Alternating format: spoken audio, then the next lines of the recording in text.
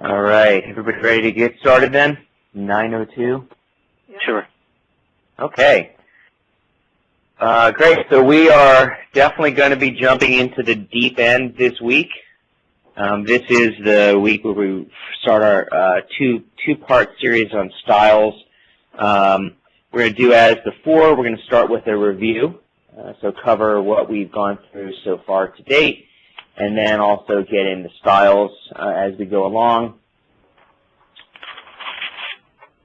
And sometimes I have to wait for this the slide deck to move a little bit. I don't know why it goes so slowly on mine. So I'll review the 3 weeks we've covered so far. What we've done in the past is I go through the review and then ask for homework, but we're going to do that differently this time. The homework was primarily based around your style, and so I thought what we do today is I'll go through a little bit of the review of language, balance, and learning, and if there's any questions on that, anything you want to discuss further, we can stay here and talk through them. If you guys are ready to move in, we can just jump into the styles. And then toward the end, once we get through the foundational part of styles, we're going to look at your indicator results and look at your homework, and we'll talk about that at the end. Is that cool with everybody? Yeah. Yeah, sounds good. That sounds good. All right, great. And I do appreciate how responsive you guys are. Sometimes it can be such a dead zone, when no one's looking at each other, so I really appreciate how you all have been participating. Let's just jump into language. We've been through this a couple of times. Really, the main point here is that there are 2 kinds of language we use. The opportunity is for you to see the difference between language for action and language for no action. Primarily, when you're able to see the difference, it allows you to reduce your suffering. And when you get to choose to spend time in the right language for your circumstances, you have a lot far greater control of your time. The next map we went through was the balance map, and essentially what this says is that no matter what you're attempting to achieve, you're always going to experience challenges. And using this map to get back on balance, using the right language, is able to move your intention forward.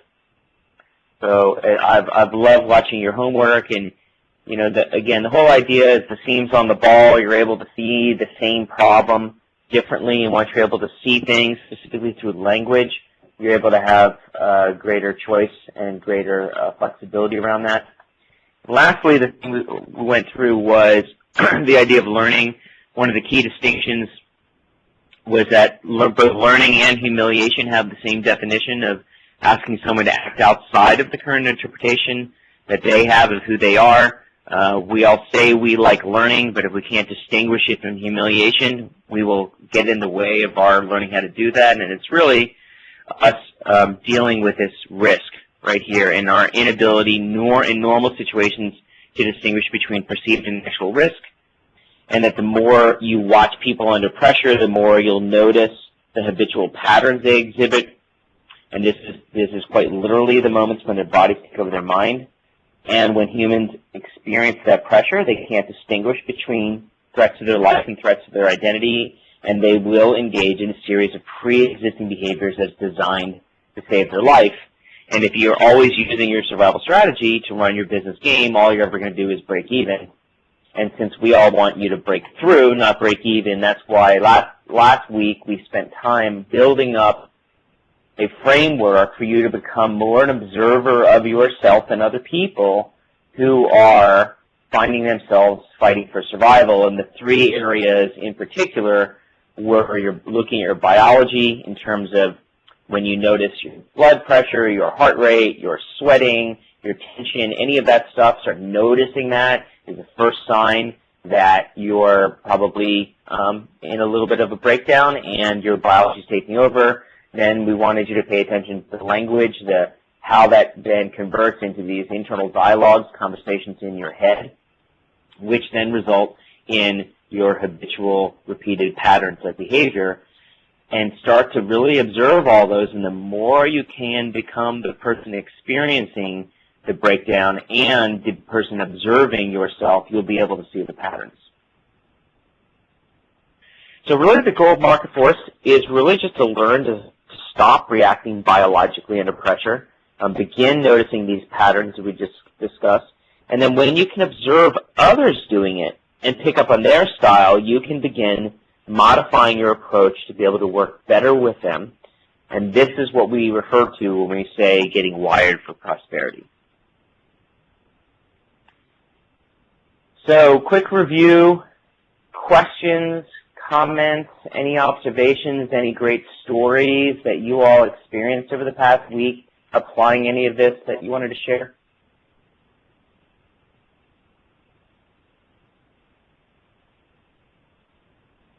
All right. I can share real quick. Just in a previous meeting I had, sorry, this is RJ from Honolulu. We have a conference call weekly with a client of ours in Miami, and there's about 5 or 6 us at the conference call, and typically it's just really going back on language, on judgmental versus performative, and finding that just kind of sitting back and watching around the room as we go through the different properties and reporting, you can just, I was able to really pick up on the communication style between each of us reporting to the client. And most of it was judgmental based on our feelings or emotion towards the situation versus the performative where it was really delivering something positive and moving something forward to where it was a direct information. And I found through what the client was receiving, typically there wasn't a whole lot of feedback directly based upon the judgmental language. And then I found a couple of the other agents were performative, and they were really delivering them positive feedback that they could actually take in and make a decisive decision. And I found that we were able to move much quicker through their reports versus some of the others. So it's just interesting to sit back and actually to view that. And now knowing that, I was able to kind of sit down with one of the other agents, my colleague, and kind of talk to him about it, and it kind of clicked to him. And so it was just good to be able to see it and then be able to provide it based on what we had learned. That's awesome, RJ. I mean, that is it. And it's not hard. I mean, that's the beautiful part of it. It really is simple and transferable. So what I heard you say was, one, it was much easier for you to notice the two kinds of language, and really easy to see that the performative language actually produces action, and the judgmental language produces nothing. And then not only are you able to notice that, you're able to see the impact. One, you're actually seeing results real time, and then you're able to share it with other people. Yep. Yeah, we definitely say this gives you a significant advantage in the marketplace because other people aren't seeing this. And once you can see it, hopefully you can't unsee it, and you don't want to unsee it because it starts creating so much prosperity for you. So thank you, RJ. That's awesome. Any other comments before we jump into styles by anybody? Experiences? Did Shannon make it on the call? I am here, yeah. Oh, good morning, Shannon. Yeah, good morning. How are you? Good, thank you. I definitely have some questions for you when we get to styles later today. Oh, no. What did I do? We'll see. Okay. And also, Kim, are you on the call? Okay. All right. Great. You know what? Great. So, I mean, I know we're not there yet, but you know what's interesting is that I don't know how, I don't want to say accurate, but I don't know how telling the test is when you compare the test versus reading about your actual behavior, because my behavior was a different style, but the test said I was something else. So it's interesting between the two. Yeah, that was the conversation I wanted to have with you. Yeah, exactly. Yeah. and not that you've done anything wrong, right? It's just that it is, you know, when people take the test, and there's lots of questions about what the test is and what it isn't, and then people start saying, oh, well, maybe I'm not what I thought I was because the test said otherwise. And ultimately, look, they're just all points of view, and we're trying to get enough of them so that we can start to really understand it. And really, it's not like there's a good answer or a bad answer or a good style or a bad style. It's helpful when you're aware of what yours is, because it's the place you normally go to. And when you want to build prosperity on top of that, you need to know where you're starting. A good friend of mine often says you can't get to where you're going from where you're not. So the general idea of styles is just where are we starting?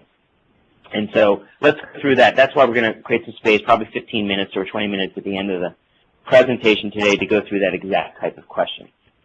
Perfect. Cool. So let's jump in to styles. We're breaking this into 2 weeks, as I mentioned before. Today we're going to focus on the fundamentals. Next time we're going to look at the interrelationships between the two styles. And then let's just jump in to looking at fundamentals. So, you know, as you see, we often use sports analogies. They're good. Just sports is such a great metaphor for business because it's all about competition and winning and being your best. So we're always going to go back. Plus, everybody in Marketforce are, you know, former athletes at some level or another. So we love sports. So as long as we can keep the conversation going, it's fun for us. But let's just put you in the position of being a sports coach for a minute. Not a player, but a coach. And one of the things when you start working with your players that you want to make an effort to do is understand what their strengths and weaknesses would be in order to help them become more successful in the game when they're competing. And let's look at the game of tennis.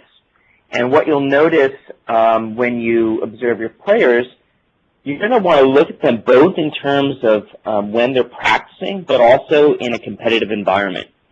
Because what we've already learned from styles is that people are going to perform more predictably under pressure than they will ordinarily, and that under pressure is where you're going to get to see true tendencies that you can begin working at. So this is, you know, maybe a beginning of the shadowing. To answer your question, Shannon, is really what we look at when we're trying to understand people's style is what are they doing when stuff really hits the fan? When you stop losing your ability to distinguish between coming up with a reasonable response and literally being overcome by the feeling like your life is at stake. And so in competition, what you find a lot of times is some people become their best and some people get crushed. And so these are all the things you'd want to be looking at in terms of being a coach, looking at your players, and so maybe these are the players on your team at work. And so if you look at individual strengths, you want to notice. So if looking up at the screen now, if you're looking at your players, are they people that are more offensive, people who like to take charge of points, play really aggressively, put a lot of their pressure on opponents, push opponents from the court? Or are they more the defensive kind of players? Are they more like counterpunchers, people who look to run everything down, sit back and return everything over the fence, make the other person beat you? Now, the reason we talk about styles like this is because we really want to eliminate the notion that there are some styles that are better than others. All we want to understand is what are your strengths, and then how do you better leverage them? Because leveraging them is how you win more than others. Now, the thing about styles sometimes is that people can fall into judgmental patterns around them. They can believe one style is better than another. They could wish or that one style is a bad style to be, or they get annoyed by a particular kind of style, or they wish they were a different style. Now, all we just want to bring your attention to in those moments is that you are engaged in judgmental language. And as RJ's pointed out this morning, what we've learned is that judgmental language produces no action. And it's easy to see in the game of tennis how it doesn't matter what your style is, you can win. So on the screen, these are two of the better players in the game of tennis. We've got Roger Federer, not Rafael Nadal, and they play very, very differently. Federer is the guy who dictates points, pushes people around the court. Nadal is the fastest man in the world on a tennis court. He runs every ball down. He doesn't beat himself. And they're both champions. They both win. So the important part is really starting to understand and identify your style and key in on your strengths so that you can leverage them to win more in the game of business. Let's look quickly. It's World Cup, so let's look at the soccer. for a moment, which would be more of a team sport. Again, if you're a good coach, you're looking to understand what are the strengths of your different players on your team, and if you're looking to figure out where you want put players, you're going to look at things like, are you more offensive or defensive? Are you right-footed or left-footed? Where should you play on the field? And the coach isn't doing this to pigeonhole his players. The coach is doing this to get each player to get on the best spot on the field for what that person does best. And the point is that all styles are critical, and there's no value or reason that comes from wanting to be something that you're not. Winning strategy is to learn what you do well, focus on your strengths, and it doesn't matter whether you play by yourself or on a team. All styles are important to win. So if we look in what the true purpose of styles is to focus in on your strengths, to come from what we call strengths orientation. Now, sometimes this is a little counterintuitive, so here's a report card, and typically when this report card comes home, which is the one score that the parents typically focus on? What do you think? Oh, it's one. The C. Yeah, right. You get this card, and the first thing people go is, what's with the C? And this is a normal orientation. It's called a weakness orientation, which is a belief that the way you get better is you start working on your weaknesses. And we're really coming from a different perspective and saying the opposite. We're saying it's not that we're being naive and saying don't pay attention to your weaknesses, but our belief is that if you really focus on your strengths, you're going to find a way to leverage them to help improve all the others. Does that make sense to everybody? Focusing on our strengths? Mm-hmm. All right, so as we start focusing on styles, we're going to look at it in two ways. The two ways that styles is really used, or its two purposes. And the first purpose is really to put the focus on you. So job number one in styles, what is a natural tendency, and of course, it's always easy to engage people in their favorite conversation, which is themselves. So we always start by looking at how styles is going to enhance you. And what you'll find is the extent that you can understand your style, you'll be able to play to your strengths. And in doing so, there will be some specific advantages. So when you're able to see your strengths, you can build around those strengths, you can leverage them, and you can then build where you have weaknesses, you can add in other people. And then, as we've been discussing, how do you start using styles to start understand what are your habits that are working against you, and how do you intervene and try to change those? So that's purpose number one, which is interesting, but purpose number two, which is even more important, is to focus on others, people around you. See, once you know your style, the real goal is to set it aside and put your attention on how to address other people's concerns more gracefully. So once you start using Market Force to help with others, you're going to learn how to listen better to others. You're going to automatically learn how to do things like make more effective presentations, who to send to certain meetings, who to not send to meetings, who to bring in, relationships at what time, how to work better with others. And really all of it is how to take things less personally, especially when there are breakdowns. And all of this is going to help you accelerate your prosperity. So what we want to have happen as quickly as possible is get the conversation about styles off of you and onto the more important conversation about how it's relevant to the people around you that you're working to build prosperity with. So now let's take a moment and talk about how to put this together. Before we start jumping into styles, I don't know if anybody's ever, put together a model airplane or try to build some IKEA furniture. But there are some people who, just jump in and try to get it done. But, usually it's pretty helpful when you have instructions. So what we're going to show you are some of the instructions to how to use styles before we get into it.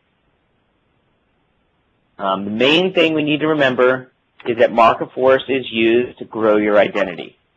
So just remember that as you go through all these different things, everything's designed to grow your identity.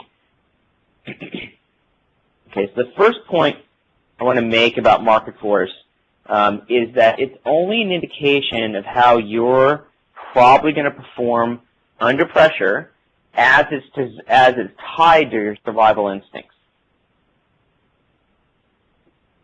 So when we talk about your style, it's just a predictor of behavior, meaning under enough pressure, you're going to act pretty predictably. And this is pressure not like things feel hard, but pressure like your biology is pretty convinced you might die. So for some people who have built up a high tolerance to pressure and stress, it doesn't come out as much until stuff really, really goes wrong. So point number one is your style does not put you into a box. What we mean by that is your biology puts you into a box. So your biology is the thing that drives your survival strategy. We use market force to break you out of the box. But it's not just because your style is, say, an influence or a power and authority, it doesn't mean you are the same person as everybody else who has your style. So when you share style with somebody else, all it means is you have a shared concern with them when pressure is introduced in the environment. So it's not cookie cutter. You are individuals. All controls are not alike. The primary reason, the distinction we say here is that your style is not your personality. And the primary difference between style and personality is, as I just mentioned, style is this concern you share with other people under pressure. Your personality is how you go about addressing that concern. So there are a lot of other indicators that you could take that are personality indicators that look at things like being introverted or being extroverted, whether you use more of a thinking process or a feeling process. Those are all personality traits that impact your how you address your concern. So the next really important thing to acknowledge is that you can't use styles as a way to shield yourself from accountability, and that if you start walking around saying I can't do certain things because of my style, like I'm an authority, I don't really work well in those environments, those are things that are going to damage your identity. And again, the point of market force is to improve or increase your identity, so really important, make sure we don't use styles as an excuse. Just because your style might not be the optimum one or optimum fit for a particular task, if you need to get something done or your team is counting on you, market force does not give you, your style does not give you a get out of jail free card. You always can and should look for ways to hand off tasks to other people who have greater skills than yourself. So again, play to strengths, not to weaknesses. But let's acknowledge, first and foremost, that you're perfectly capable of performing across all of the styles. You're successful people, so there are no excuses. And then the last piece I wanted to make is that you're not your style. Your style is, again, an indication of what makes you capable under pressure, but there's very many other parts that make up you and who you are, your intention, your background, your stories, all the things that are unique. And so it's helpful to remember that you don't have to fall into a particular way of being, but it is helpful to think about in terms of your style like a large umbrella, and that you stand under it when the weather gets bad. And that's just the way it works. And there are 4 types of umbrellas. And you're going to typically stand under the one that's the most comfortable to you. And the only problem is if you can't see it. If you don't know your being, your style, and then you will probably just fall victim to your habits under pressure.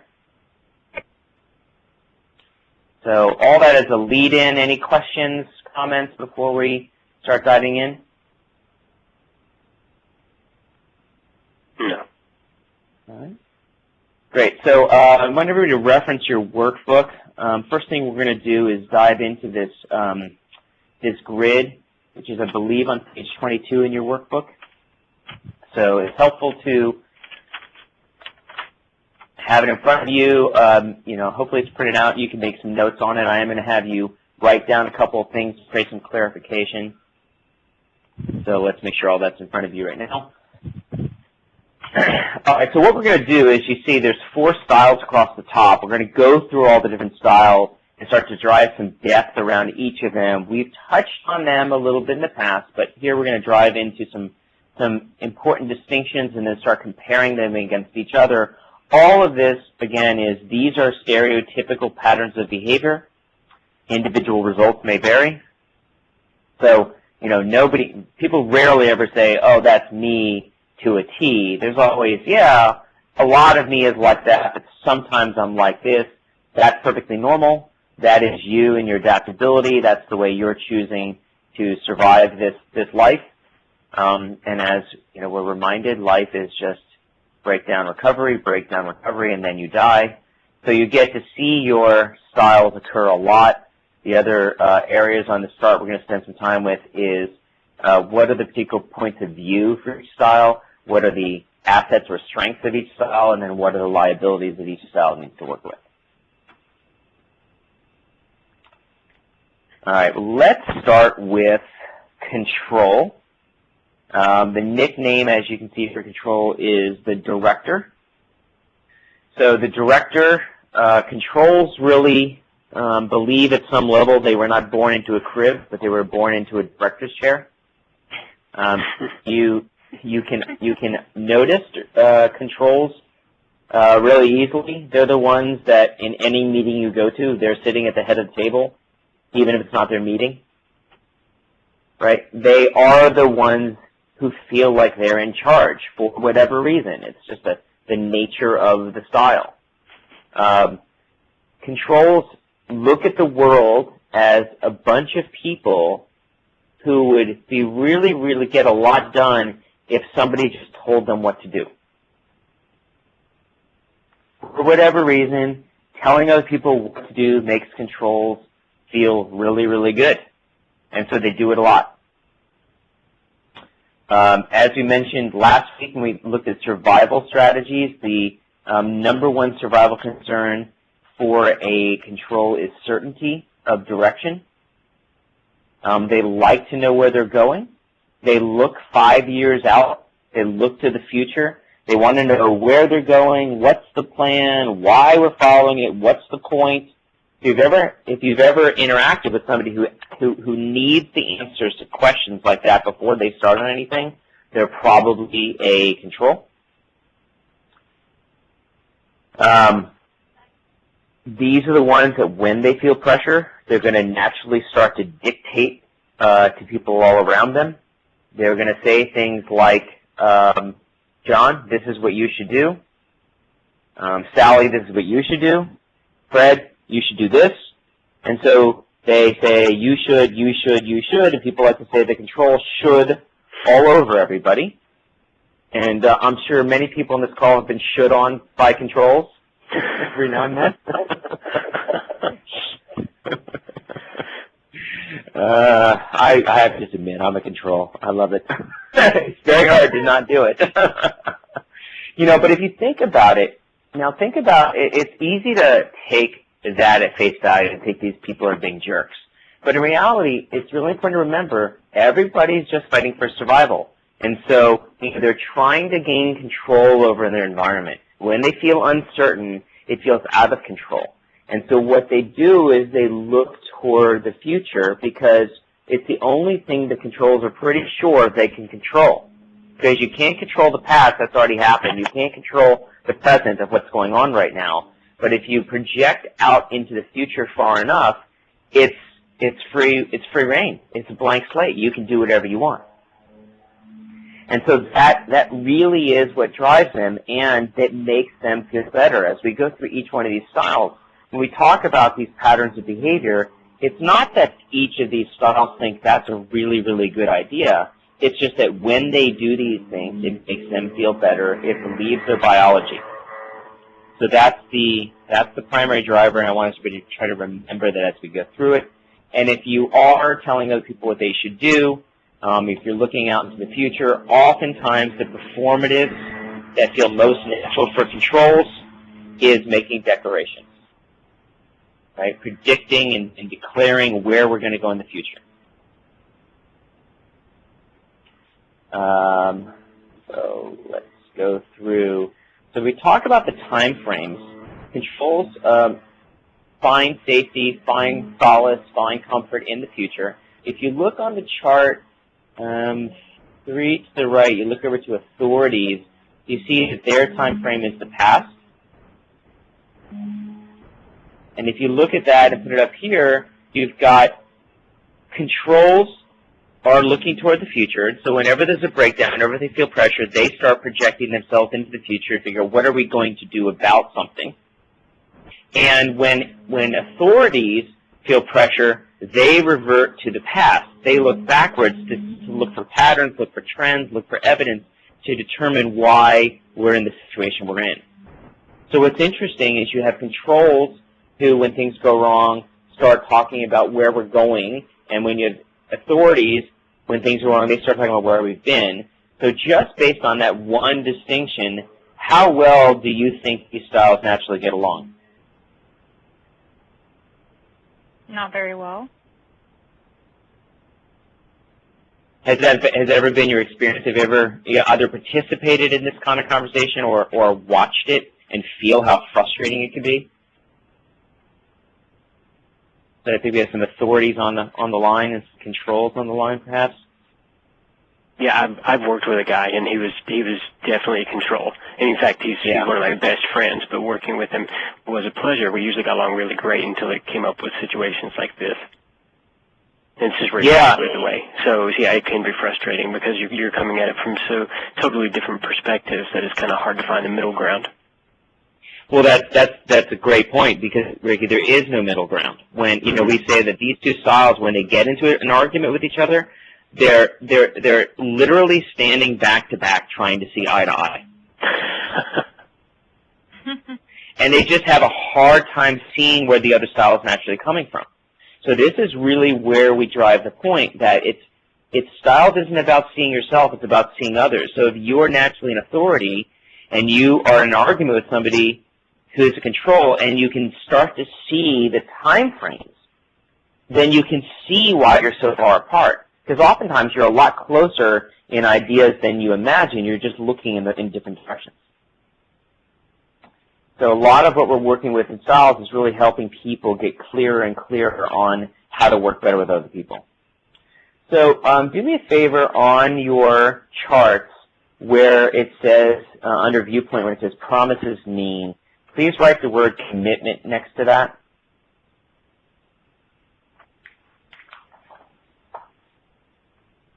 And then further down where it says survival conversation under liabilities, write down the phrase feels like actual risk.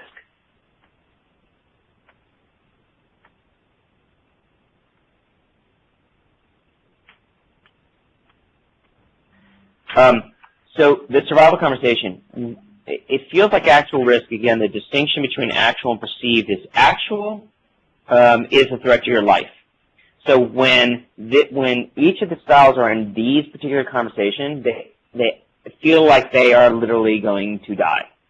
And so this is not a hyperbolic statement. This is very, very real. And if you want to trigger a particular style, just put them in this kind of a conversation.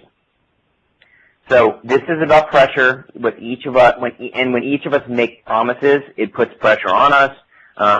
The survival conversation is the greatest pressure that each style feels, and then correlating those things, you can start to predict the sincerity level of how each style will make a promise. And so let's look at these promises under where it says control is that a yes equals a maybe and a no equals a no. And we think that we have communication problems. We have no idea the kind of communication problems we have. Because what this is going to show us is that every style takes the two simple words yes and no, and you'll find that each style means something dramatically differently. So for controls, we say that yes equals maybe, but a no equals a no, because their greatest concern, their survival conversation is if someone knows that I don't know what I'm doing, I'll die. And therefore, every time they say yes to something, again, talking about the future because they're future-oriented, they're committing to it. They're committing to trying it out But if at some point in the future they come up with a better idea, they're going to change their direction. So oftentimes what happens is people stop trusting and following a control because they're all geared up to follow their ideas, and then next thing they know, they're the only one on that path. The control's kind of going down some other track. But when it's a no, and a control talking about we're not going to do something in the future, it's very, very sure that it's a no. So language patterns. When you can identify somebody as a control and they say yes, you have to, in your head, say, okay, that's just a maybe. But if a control says no, we'll talk about this a little later when we talk about authorities, it literally means no. You cannot keep going after a control after they say no, because you're starting to put them in the survival conversation of that if others know that they don't know, if they can be swayed in something, then they feel like they might die. So it's why sometimes it can be very frustrating to argue with a control, because it can feel very bullheaded, because once they get an idea in their head, they really stick with it because their identity is at stake. So for those of you who are controls or work with controls or are married to controls, hopefully you can start to see some of the habitual patterns emerging. Next thing I want to skip down to is where it says competence versus sincerity, and then write the word trust.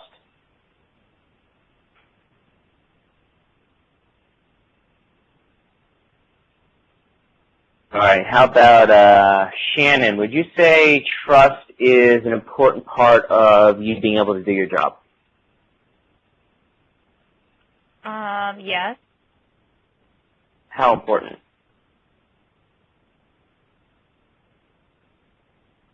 Extremely.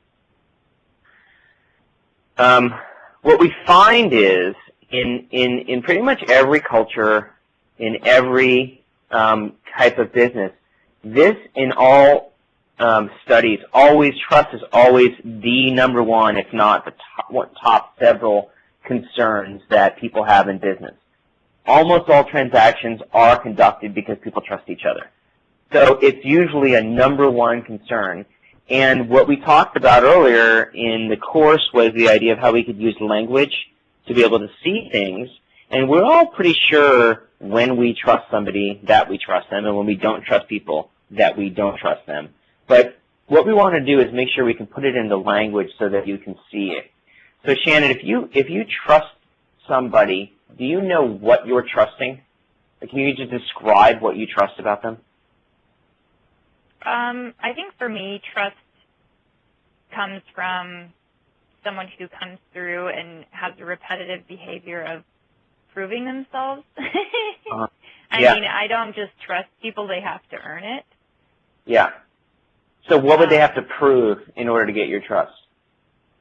They would have to make a commitment and deliver on it, and not exactly perfectly, but they'd have to do that multiple times, and then trust is earned over time. Yep.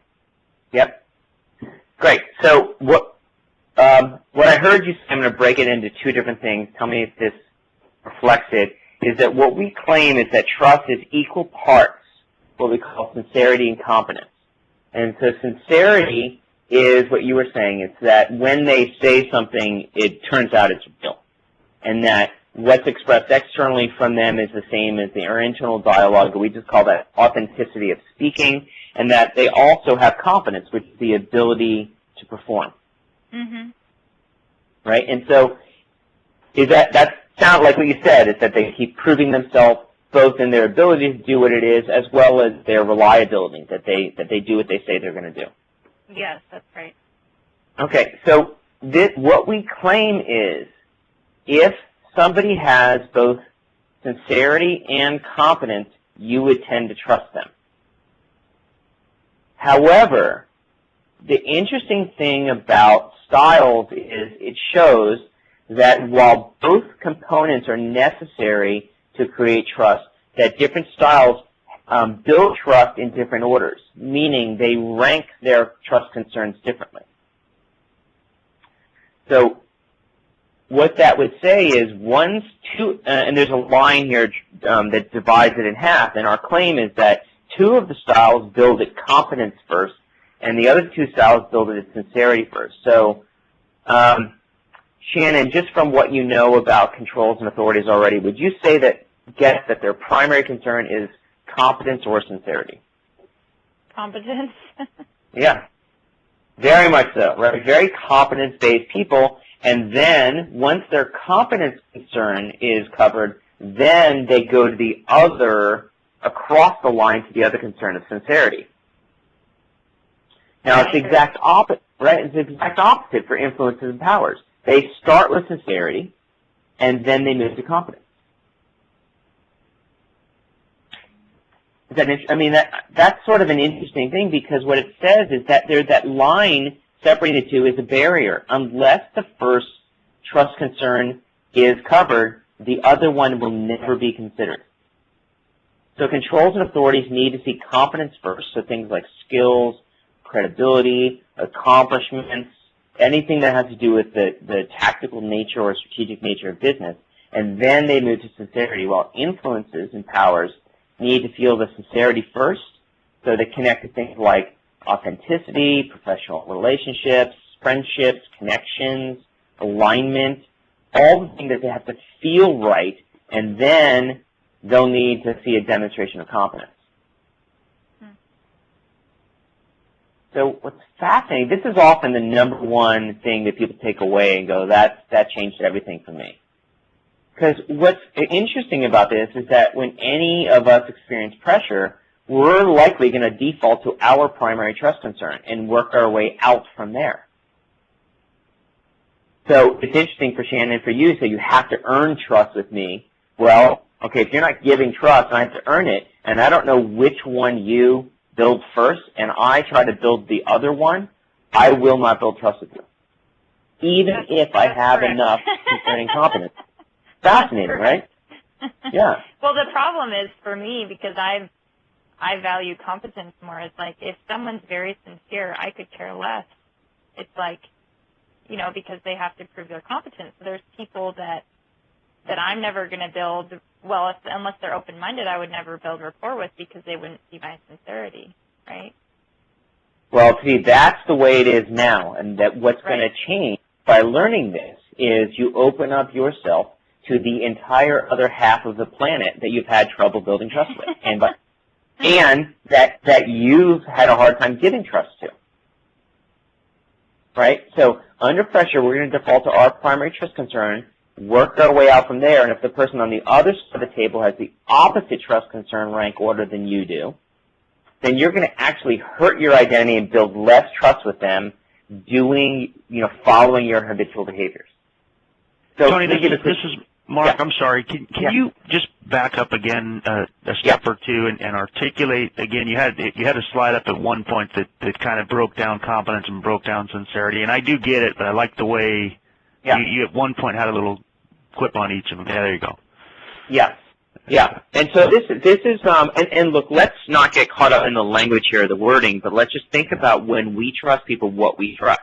Yeah. Yeah. So what do those two mean to you, sincerity and competence, Mark?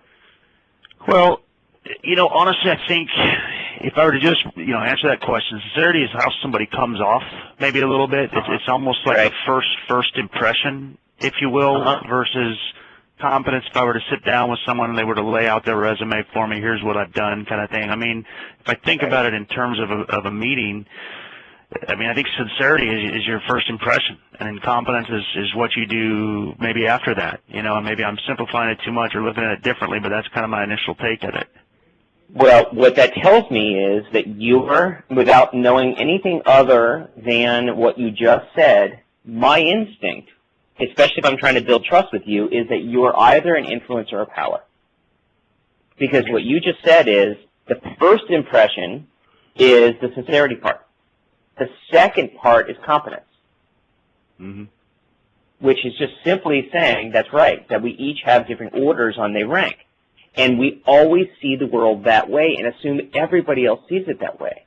What becomes to be transparent here is that there is an entire 50% of the population who would completely argue the opposite with you. Yeah. Now let's say, and so the question is, how do you know, right? If it's that important, how do you know? Well, walk into somebody's office. And if you walk in the office and they have, pictures that their kids drew on the wall, or photos of family vacations or places they love to travel, inspirational quotes. If it's decorative, if there's more color, would you assume that is more a sincerity person or a confidence person? Sincerity. Right. What they're doing is they're trying to broadcast to you without even knowing it that they're saying, hey, I'm sincerity first. My number one concern is sincerity. So if you're trying to build trust with me, you have to talk about the pictures on the wall. You have to say, oh, is that your kid? If you don't do that, you're not building trust with them. Walk into somebody else's office, and on the walls you see, their diploma, business credentials, pictures on the wall with influential people, business text up on the bookshelf. Are they competence or sincerity? Competence. Yeah. I and if have you to take, say, though, I don't know if it's that black and white. This is Shannon. Because I think people, because I don't think that I'm necessarily sincerity first, but I do have some stuff around my desk, and I think people maybe who fall into the competence category can compartmentalize. So if they have something on their desk, they can say, well, that's not relevant to my work. It's in my workspace, but so I don't know if that's completely, I don't know if it's as black and white, but I do see your point. Well, it's a fair point, and again, none of us are just one thing, right? But if somebody's style was more influence and power as their two primaries, it's going to be more sincerity based. If you look around, you start to see it. And what's even more interesting is if there's something that is you deem sincerity based in their office, and the first thing you do is point to that and talk about it, and they don't seem to have an interest in having the conversation, then they're probably competence based. Yeah. Right? So, sorry, somebody was just wanting to speak up there for a second. Yeah, sorry, this is RJ. I just want to add something to that real quick. This was by far the biggest takeaway I had when Travis came to speak. But now just listening to us discuss this, I think both we have competence and sincerity within us, but it's our behavior, our natural behavior on what we fall back on. Because I recall looking back and knowing in the meeting I'm speaking to somebody competent, and I'm starting to get, whether it's nervous or just things aren't going the right way, so I start to completely fall back on what's natural for me, and that's sincerity by far, and I'm just digging myself more and more into a hole versus understanding the competence in the other individual to where it really needed to happen before we earn the trust. But once I understood that, then I could stop myself and pull my feet out of my mouth and then be able to actually speak in a language that they're comfortable with. Well, that's it. And what you're noticing is that you're trying to build trust. It's not working. You feel more pressure, and so therefore you keep going back to your baseline. Right. And what we're suggesting here is, if it's not working, switch to the other one. Rather than, this is about taking the attention off of us and putting it on other people.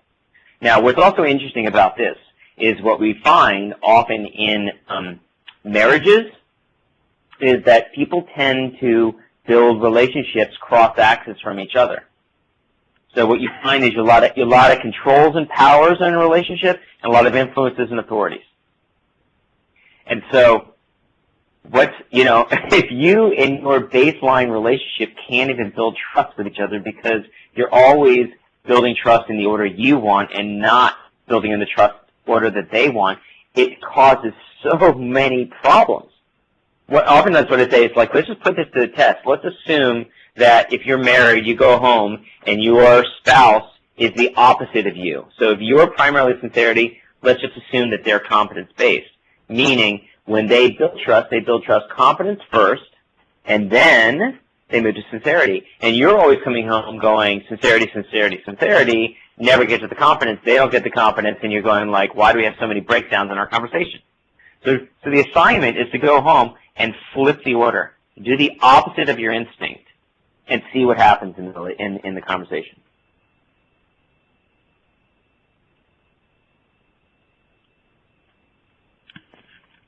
So the thing is, the quicker you can identify somebody else's style, the easier it's going to be for you to build trust with that person. And this is a roadmap. And you can see how you're progressing. So for example, if you're meeting with a control person and everything is competence-based, and about 15 minutes into the conversation, they start asking you questions intended to get to know who you are, like, oh, okay, where are you from? Are you married? What are your plans for the weekend? What they're signaling is that they just checked their competence box with you. And that now all you need to do is satisfy their sincerity concern, and they will, quote-unquote, trust you. But as long as you keep going down the path that makes you feel comfortable and you're not addressing their concern, you're not going to build trust. You know what's really funny is if you try to prove your competence with someone who's, mostly sincerity, is you can give them facts all day long and they don't care. And it's so infuriating because you're giving them information and they don't care about it. They don't. That's exactly right. Yeah. So a first meeting between authority and a power. And all the authority wants to do is discuss business and establish competencies without looking to find out anything that's personally important to the power. The power is just going to quickly conclude that this person's, it would be completely impossible to work with. And they don't care how incompetent they are. Because the person's, why would you want to work with that kind of person? Fascinating. So true. Yeah, all right. Is there hope? Yeah, so there is hope. So the hope is when you take the concern off yourself and put it on your clients. So here's the question: which concern do your clients focus on first? What order do they build trust? That should be the first question you ask yourself when you go into a meeting. And the answer, of course, is it depends on what the style is.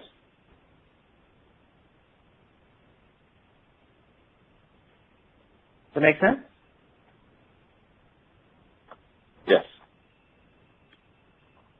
So this is what's so important about it, and this is how you can. This is why in Colliers University, when they do studies, what they see is that brokers that have been trained on Marketforce generate 108% more revenue than their counterparts. More than double the amount of revenue because they use Marketforce. And this is one of the main reasons. Because they build trust in the order that their clients are comfortable with it, not the order that they're comfortable with it. If you always build trust in the order you're comfortable with, you are completely discluding yourself from 50% of your prospects. So just to clarify, so you're saying that the person who changes their style, they're uncomfortable. It's uncomfortable for them. Yes, it is, and you have to be committed. So you have to realize that your intention is to build trust, not to make you feel comfortable. So the person who wants competency, they're not going to get it right away. They're not going to get what? Well, if you're changing your style, you're not going to get your criteria filled. You're going to have to just put that on the back burner and say, it is what it is. I'm going to go with whatever you want. Well, yes and no. Yes, in the back burner. Yes, it does get put on the back burner, meaning it's not going to be the one you lead with. It's going to be the one you complete with, because everybody trusts by having both. So let's say I'm a competence-based person. I would ordinarily want to get on a phone on a Monday morning, and people go, how was your weekend? And I would want to go, fine, how was yours? And they go, yeah, it was good. And I go, great. So I have this proposal in front of me, right? That's my instinct. That's what I would want to do because that makes me feel better. But what I know is it doesn't make me more money. It doesn't create more prosperity. And I'm actually hurting my reputation when I talk to this person.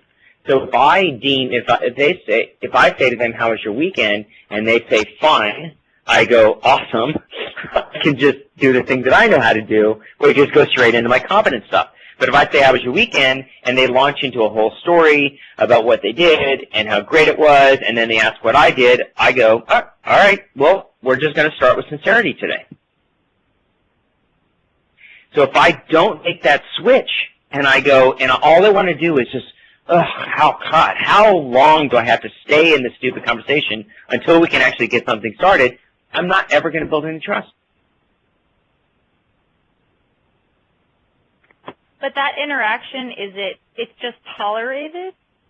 No. I literally, look, I need sincerity as well as confidence. Trust is equal parts. I just have to forget which order makes more sense to me. I have to be more fluid with it. So look, confidence and sincerity, and again, this is building trust, right? Like as we're establishing it. And all you do, it becomes so much easier because you just follow the lead of the person you're interacting with. If you can let go of your own needs, follow their path. And whatever they start with, they'll always wind up on the other one.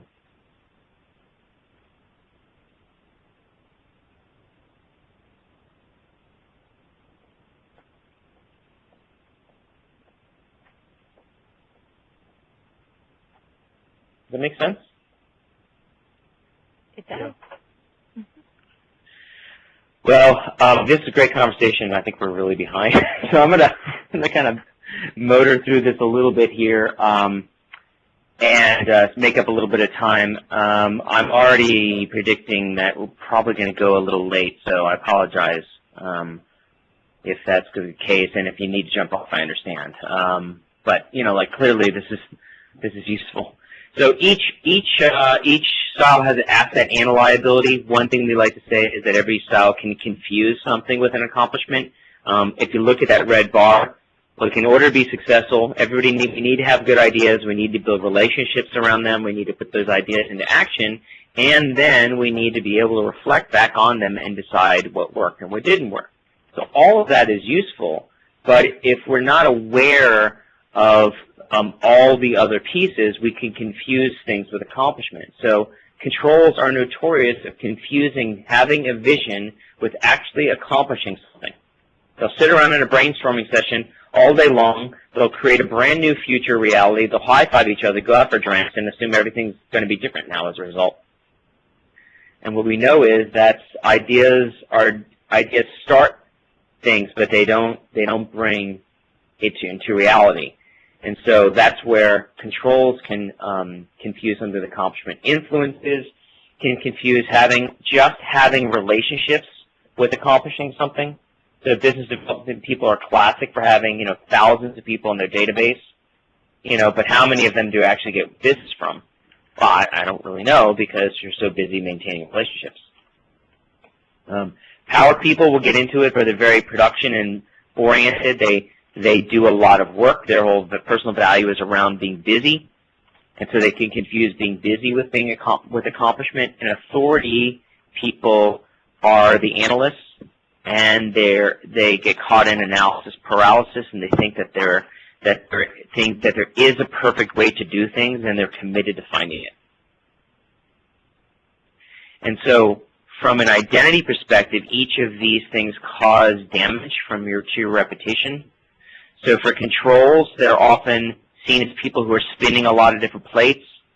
They have a lot of ideas, but don't bring any of those ideas from concept to reality, and so they're thought of as the guys with the idea of the week or idea du jour. Influence people have tons of relationships, are saying yes to everything. They love to be involved. They make a lot of promises, but it's because they live in the moment. They forget of all the things they committed to, and they can be thought of as being flaky. Power people are always very busy. They say yes to a lot of stuff. They're often overwhelmed. They're running late. You ask them how things are going, and they say, I'm really busy, and you ask them if we're making any money, and they'll tell you they have no idea because they don't stop and take time to reflect. And the authority people can see every side to every question, and they have a really hard time making decisions. And so what's important about this is when we don't see our repetitive behaviors and we become addicted to whatever we think is important, we build the opposite identity than what we're seeking. See, controls want to be seen as people whose ideas change the world. Influences want to be seen as people who are really reliable and you can count on them. Power people like to be able to be available to help you, And authorities like to be valued for their opinion. And so when we fall victim to our own confusion, we wind up creating a lot of identity damage for ourselves. We'll blow through this, but we went through this last time. But controls can often be arrogant when they feel pressure. Influence people like to move fast, so they can get impatient really quickly. Power people who get overworked, get frustrated that other people aren't working hard enough. And then authority people complain that no one's listening to them, so they just kind of get indifferent and stand aside and then later say, I told you so. And then if we look at assets of each, we'll look at what the best spot on the field is. And so for controls, with all these attributes, what we see is they're very big picture systematic thinkers. They're good at helping set direction for the team, so things like, setting intention. There's oftentimes a lot of wisdom in what they can see about the future, but you may have to set aside feelings as though they're being arrogant toward you, not take things personally. Many times these people take on specific roles around marketing or strategy development. So that's the summary on controls. So we're going to go through the others quicker because a lot of these were setting up conversations. But any comments, questions, or observations on controls before we jump in? No. Okay, influences. So write these 3 words above the word influence, and this sums up everything you need to know about them. Ready? Fire, aim. They like to move fast. They're very action-oriented. They don't want to spend too much time thinking about it. They're very always on the front foot, very offensive.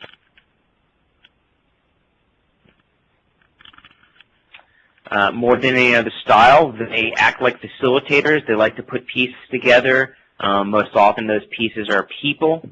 They're often thought of as connectors. They like to bring people together. You should meet this person.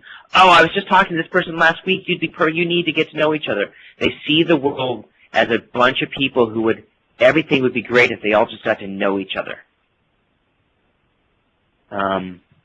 Their survival strategy, as we said before, was to migrate. And their primary driver is one for freedom. So they like to start new things. They like to start new relationships.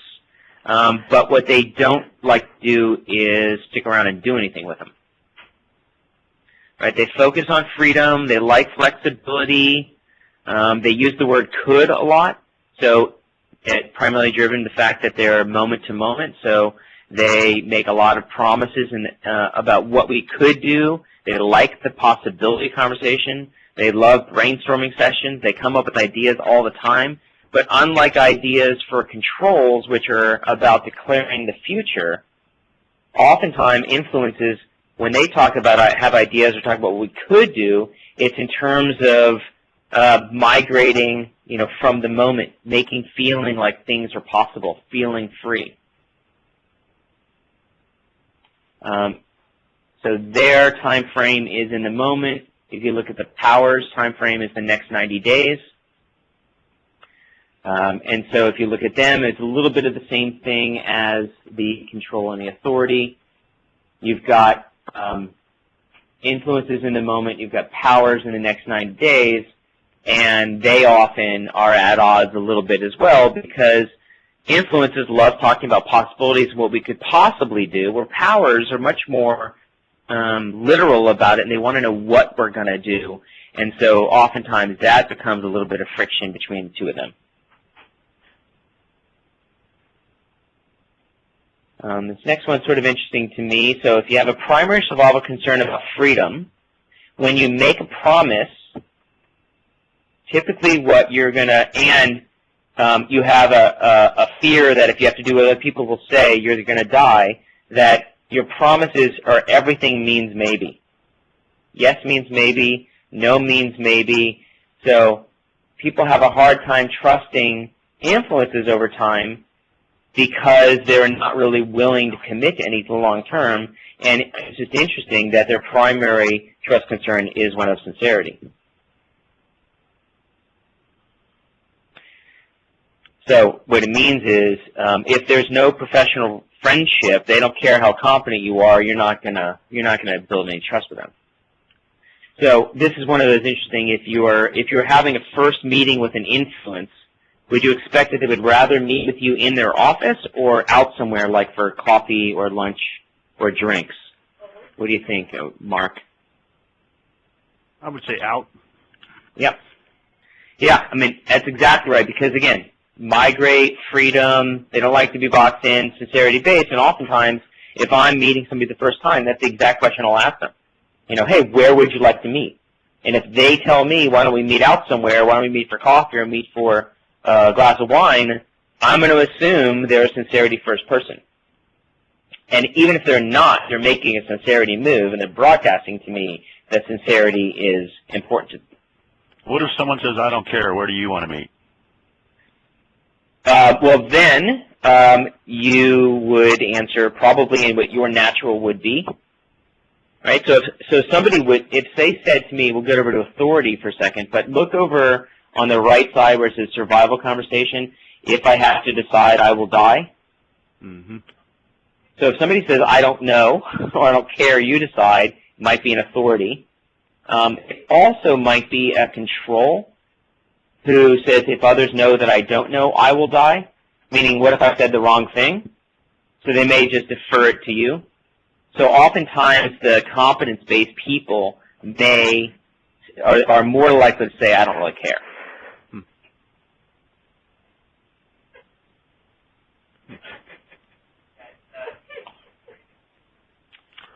What about people invite you to their home? Yeah, so is that sincerity or competence? Sincerity? Yeah.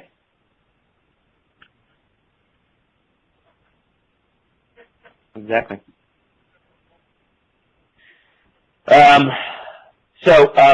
Influence of all, it confuses relationships with accomplishment. So they build relationships, they collect relationships. It's important that they know a lot of people. That's part of their identity. But what hurts them with their identity is that they don't often get much business out of them. They just know a lot of people. And then they also, as I said before, project impatience and a breakdown. And the assets, the greatest assets are places where influences perform really well. Typically good relationship starters, which means they're good at sales, starting relationships. They don't like routines, but they do like missions or challenges. And interesting, they're often in a team the bellwether for mood, meaning if they're sensing something is wrong, I often think of them as the canary in the coal mine sometimes. If they sense something's wrong, they'll sense it before other people. If they're excited, other people will get excited. If they're in a bad mood, they can really crater the mood of the team. And their cardinal virtue is courage or valor, which means they're often early adopters. First to volunteer for new things. Even on calls like this, the first people to speak up are usually the influences.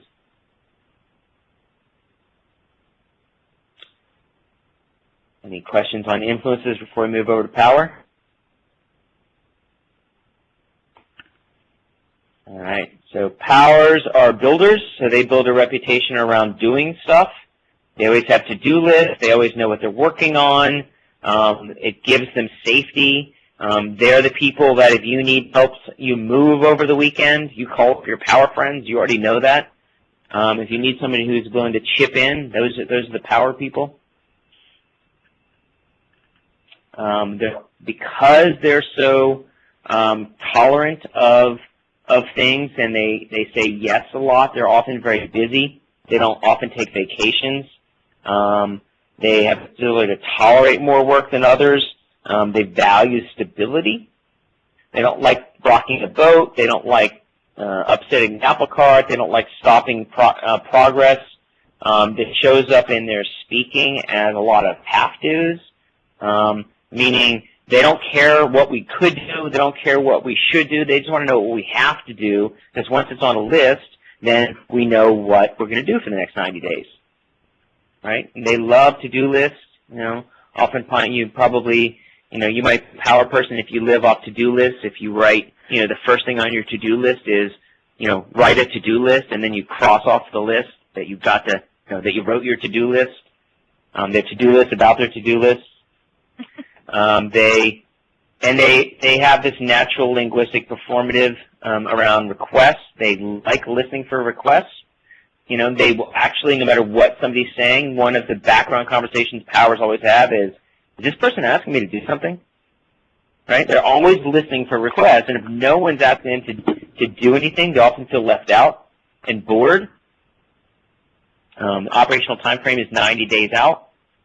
Not a really long time frame, but whatever's manageable, the near horizon, whatever they can see. And their sincerity first and competence, but different than influences. They don't need a lot of sincerity. They just need to know that you're somebody I want to work with because they're very collaborative minded. They like working with other people, so they want to make sure that you're somebody I can trust. So can I make a comment? This is Shannon. Yes. Mm-hmm. So power is concerned with sincerity because it's relevant to their production of Yes. work, not Yes. because they're really that concerned with sincerity to the level that it's going to help them be more efficient in their work, right? Yeah, that's right. And if you just think about it, very operationally minded, and Yeah. so when you work side by side with somebody all day, you want to be able to get along with that person. You want to know that you're coming from the same mindset because that helps you get more work done. Right. So they might say, let's get a coffee, but they're not probably going to invite you to their house and do some extravagant thing with you. No, and also they'll, after about 10 minutes of coffee, they'll be like, we should really get back to work. Yeah. Yeah. Right. So very sincerity based. So when they make commitments, they do it in the near time frame, so 90 days out. So yes means yes, and a no means no. Right? Those are the promises they make. And then look right over there to the left. When influences make promises, what do they look like? The exact opposite, which is one thing that really drive powers crazy about influences, is they like to know what we're doing and what we're not doing, and influences are just really reluctant to make real commitments. But interestingly, powers, their survival concern feels like actual risk is that if they're not included there, that they think they might die, and so they have a really hard time saying no.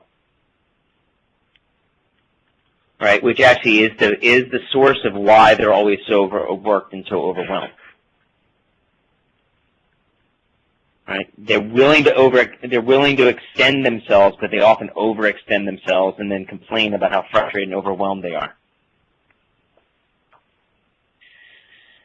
So if we look at the assets and where the best play for them on the field is, typically great at putting together winning structures, making sure things get done. They build long-term alliances. So as opposed to relationships, so influences start a lot of relationships, but powers are the ones who really turn them into long-term and valuable ones. And they make sure that they last and produce value over time. Their focus is production, and one of their cardinal virtue is around justice or fairness, meaning if someone's being treated, typically the first style to be upset is power.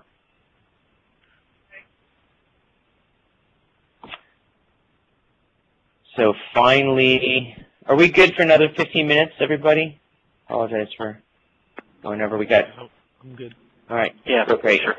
All right. Cool. So the authorities are the natural analyzers. So these are the people. If you're having a hard time figuring something out, you naturally go to an authority. They think through the problem. We call them Seymours because they always want to see more data, see more evidence, see more information. When there's pressure, they default to hibernation. Now, unlike the bear who goes to sleep or putting their head in the sand, we don't mean they hibernate in terms of checking out. They actually check in. So they go into themselves. They try to slow things down. They try to think through the situation, apply as much data and evidence as possible so they can get to the best conclusion. So their operational time frame is typically the past, because that's where the evidence and data comes from. They use that to feel more comfortable or secure about making the right decision moving forward.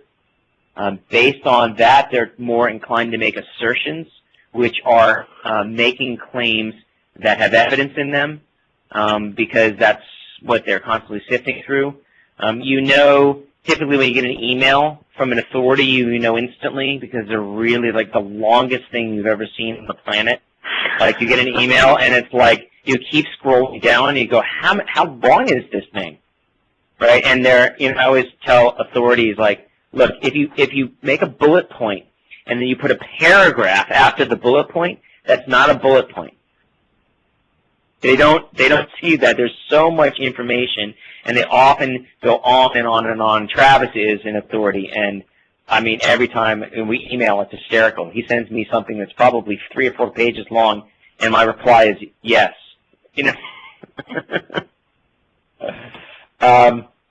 So when you focus on the past, when you make assertions, oftentimes the way that authorities will communicate is in the here's what you should have done. So while they're not quick to jump into a project, they are observing it and watching it along the way.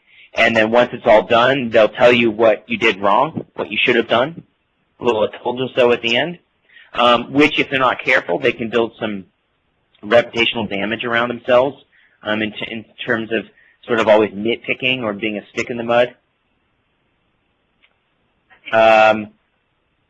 Their promises are sort of the opposite of the control, where a yes is a maybe, but a no is always a no. They're the opposite. A no is a maybe because it's their knee-jerk reaction. They'd rather say no to something and then prove themselves wrong later than to say yes and be wrong. Typically down here in the survival conversation, they have a real challenge around making a real decision. And so because of that, they often say they have a hard time saying yes. So the opposite of a power. And so this is interesting here is that if you see that on an authority, a no is a maybe. So if you're in a sales situation or you're talking to an authority and they say no, really what they're just saying is they're asking you to provide more evidence to prove that you're right. And so when authority says no, you have carte blanche to be able to continue to follow up with them and deliver more information until they get to the point that they feel comfortable making a decision. Whereas if you look over to control, and control says no to you, and you keep pestering and keep coming at that person and trying to sell them more, they're going to think you're an idiot. Because you don't realize that what their no is tied to their identity. And so that once they say no, they're not going to change their mind. So you need to know who you're dealing with and have different strategies for each.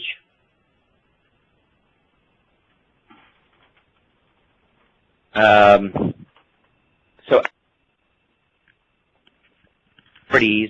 is administratively, so they like to know that things are working. They're much more quality-oriented than quantity-oriented. So powers like to get a lot of stuff done. Authorities like to make sure we're doing the right stuff, so they uphold standards. They're willing to confront situations that aren't working where the other styles might just ignore them. Again, this is helpful because they're often focused on making sure we're doing the right thing, but can sometimes be delivered in a way that is hard for people to hear it. And from a cardinal virtue perspective, they're more prudent. They're much more conservative in terms of resources, so oftentimes the authorities are the ones in business who are always looking at cost control. So those are the found fundamentals of the different styles. And so wanted to just go through here quickly the indicator results, and this is the homework we can talk through.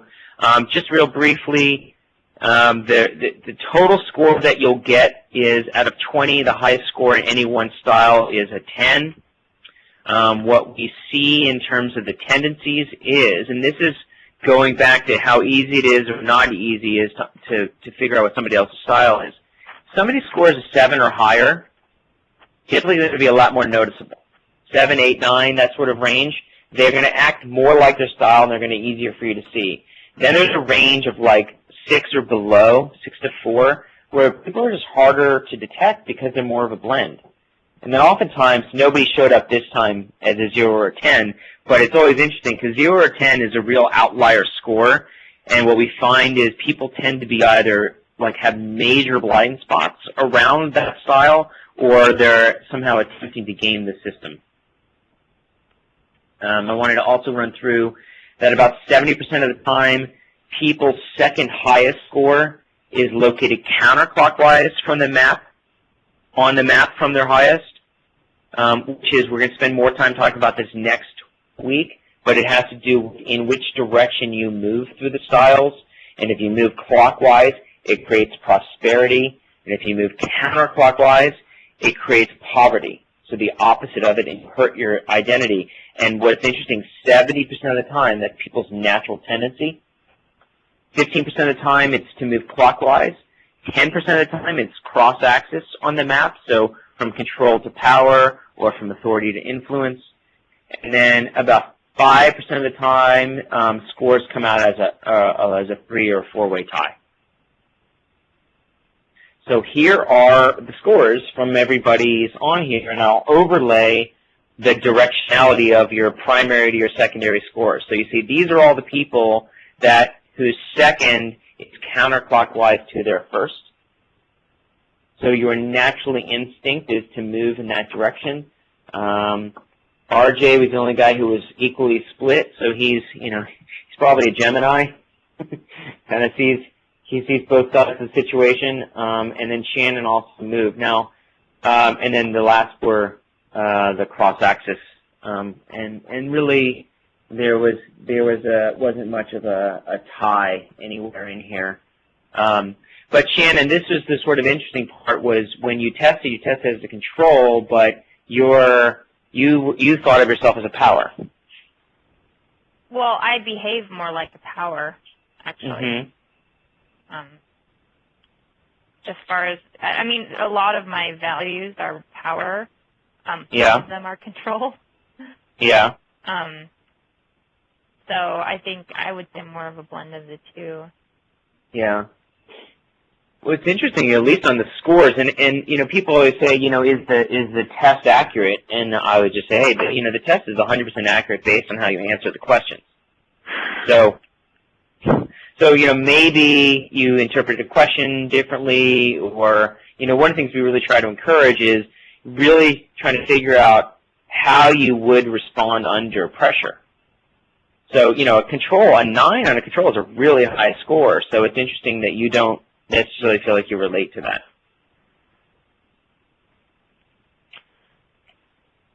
Yeah, I mean, I don't know. I mean, I think I'm both, probably. Yeah. So maybe in actuality your control is a little lower and your power is a little higher. I think so. Yeah. Yeah. So and that's the indicator is just one way of looking at it. What's really important is just feeling. I mean, you're going to be able to feel your pressure better than anybody else, but everybody around you is going to be able to see your behavior better than you. So that's why it's important to be able to do this with the people you work with, so that we can reflect back to each other what we're seeing. Anybody have any particular? Yeah. I have a question. So you said going counterclockwise is counterproductive? Yes.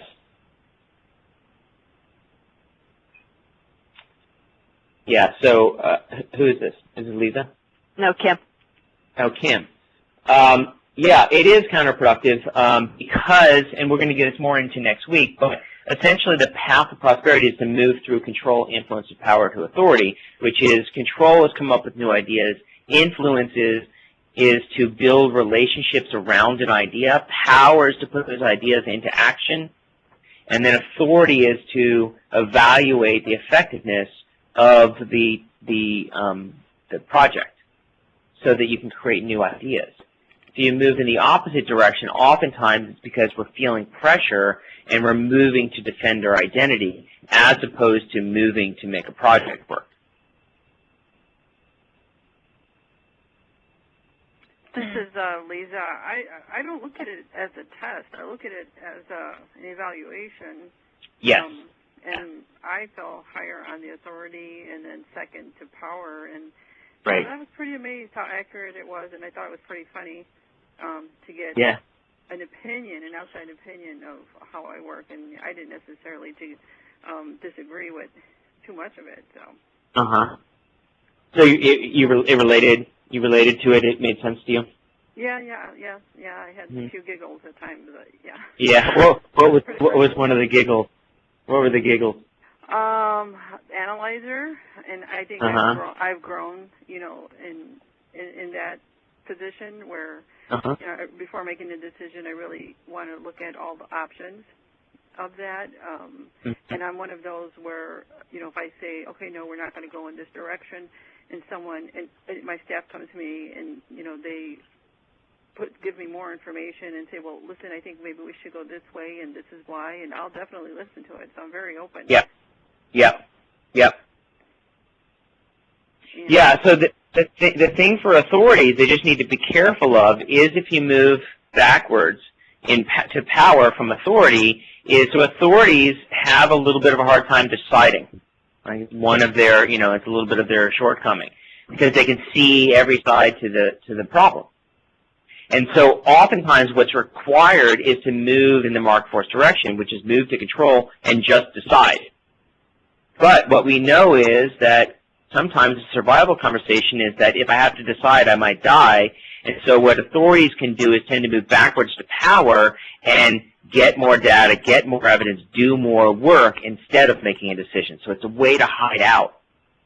And so all authorities will have that tendency, and this just creates more awareness. So people often ask, I really sat back this week in, making decisions and dealing with clients. I managed at Arizona State University in Lake Havasu and dealing with the higher executives.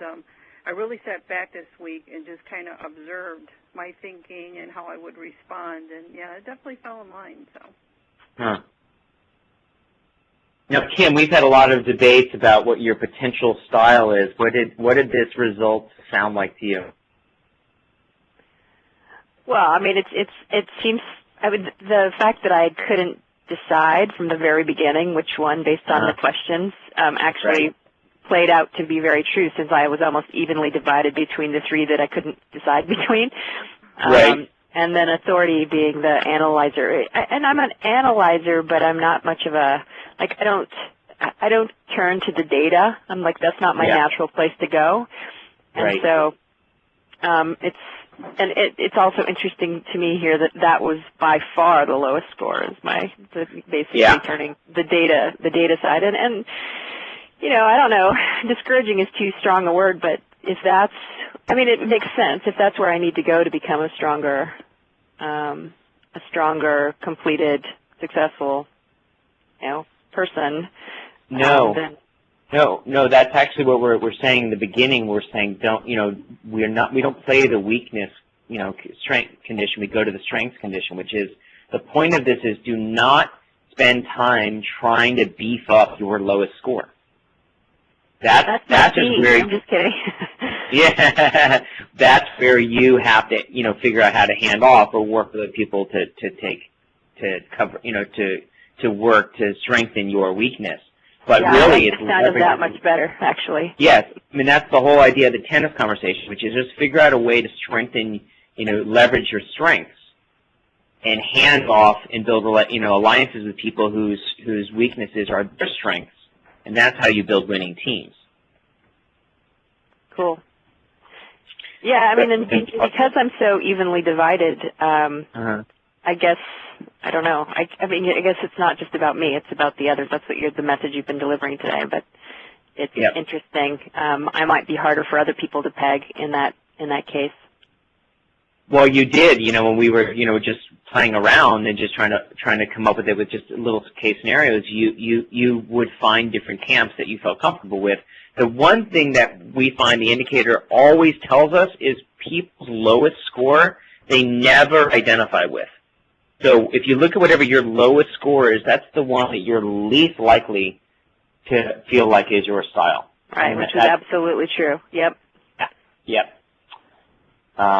anyway, it's all intended to just remind ourselves that the life, that business is just a game. It's not about life and death, and so it's how we play. One thing that people ask often, and then we'll wrap up here because we're definitely late, is people say, well, does your style change over time? And so the reality is your primary style does not usually change over time because it's the thing tied to your biology. So while your primary style will probably always be your primary style, your secondary, how you move, everything else becomes a choice. And so our recommendation is don't worry about your weaknesses. Let your least be your least. There's plenty of people out there whose strength is your weakness. Pair up with them and then really figure out how to consistently move from your primary into a clockwise direction is where you get to grow and leverage your strengths. Yep, real quick, this is RJ. Mind Fire is a power, and I've noticed that over time I definitely say yes to more than I should. I take on a lot, which I become overwhelmed and frustrated. So I found that the authority side really does help me go back and evaluate really what I am doing. Is it moving forward in the direction to make me money? Because a lot of times I get stuck and focus too much on what's right in front of me. So that's in a nutshell. That's exactly, RJ, exactly right. Yeah. Yeah, because otherwise you revert back to, wanting to be liked, wanting to please people, and moving back to influence, which is moving counterclockwise, which is where, you make less money because you don't know, you're not working on the right things. Right, and which I do feel I've evolved out of, or evolved, because I feel sometimes I do have some of those traits, where I start and I kind of migrate, but now really within my last 4 years, probably years, I do see that I have started to evolve into what is natural. And that is, it's definitely a power for me. Cool. Awesome. Well, guys, thank you for your persistence with me today. Good conversations. I know, this is stuff that we can go on and on and on about, and I'd love to. And so we'll have a whole other session on it next week. I will get out to you your assignments in the next hour or so. And again, please complete them and like you've been doing to me by Friday. Next week we're going to focus on not just the styles, but relationships between styles. So thanks, everybody. Great time. Love talking with you all. And contact me between now and next week if you need anything. Otherwise, I will see you next Tuesday. Bye-bye. Thanks, Tony. Sounds good. Thanks. Thanks, Tony. Okay. Yeah, thanks. Bye.